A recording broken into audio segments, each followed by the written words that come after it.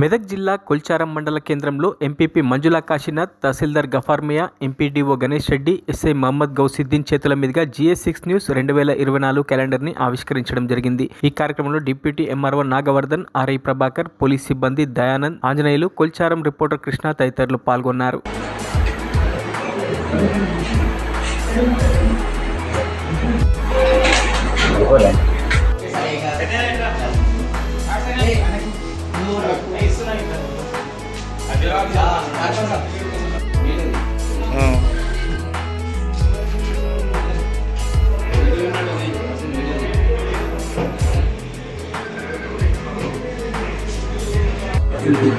ఇందులో కనపడడం